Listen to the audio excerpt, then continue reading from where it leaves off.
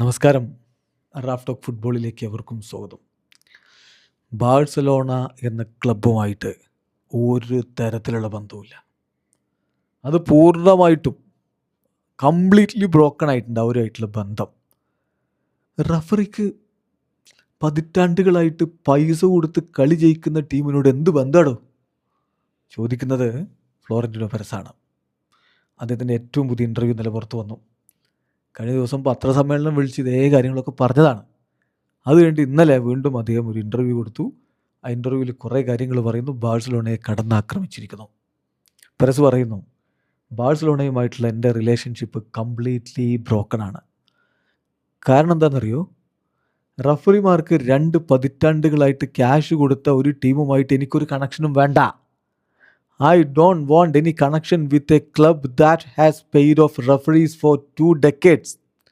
എനിക്കിവിടെ നീതിയാണ് വേണ്ടത്.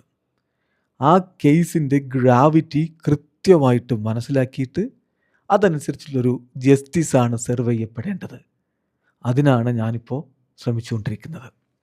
ഫുട്ബോൾ ലോകം വെയിറ്റ് ചെയ്യുകയാണ്. ഫുട്ബോൾ ചരിത്രത്തിലെ ഏറ്റവും വലിയ കറപ്ഷനാണിത്. ആ കറപ്ഷൻ ഒരു പരിഹാരം വേണം, ഒരു വിധി വേണം. അത് കാത്തിരിക്കുകയാണ് ഫുട്ബോൾ ലോകം. ഇത് നമുക്ക് സീരിയസ് ആയിട്ട് ഫുട്ബോൾ വേണോ? വേണമെങ്കിൽ നമുക്ക് ആദ്യം ഈ സിസ്റ്റമാറ്റിക് ആയിട്ടുള്ള കറപ്ഷനെ നമുക്ക് ഒഴിവാക്കേണ്ടതുണ്ട്. റയൽ മാഡ്രിഡ് മാത്രമാണ് ഈ വിഷയവുമായി ബന്ധപ്പെട്ട് ഡയറക്റ്റ്ലി മുന്നോട്ട് വന്നതും അതുകൊണ്ട് ഹാമുണ്ടായ ഒരു പാർട്ടിയും അതുകൊണ്ട് ബുദ്ധിമുട്ടുണ്ടായ പാർട്ടിയും. ലാലീഗ ശരിയാണ്, ഒരു കേസ് ഫയൽ ചെയ്തു എന്നല്ലാതെ അതിനപ്പുറത്തേക്കൊന്നും ചെയ്തില്ല. ഞാൻ 3 കൊല്ലം മുമ്പ് മാത്രമാണ് ഈ നെഗ്രൈറ വിഷയത്തെക്കുറിച്ച് പഠിക്കുന്നത്, കേസിനെ കുറിച്ച് അറിയുന്നത്. ദെൻ ഞാൻ മനസ്സിലാക്കി ബാഴ്സലോണ 2 പതിറ്റാണ്ട് കാലമായിട്ടെങ്കിലും റഫറിമാർക്ക് പണം കൊടുത്തുകൊണ്ടിരിക്കുകയായിരുന്നു എന്ന്.